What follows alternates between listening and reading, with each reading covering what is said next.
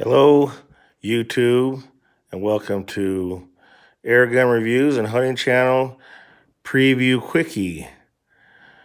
What you see in front of you is the Omega Supercharger that I will be reviewing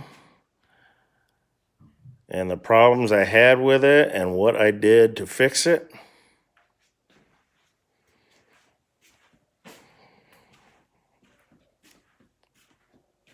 Along with the Amrod Air sold this compressor a couple years ago.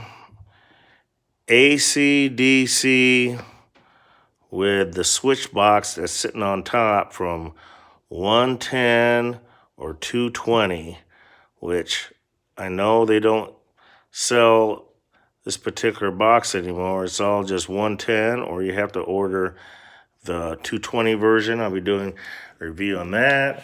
And of course,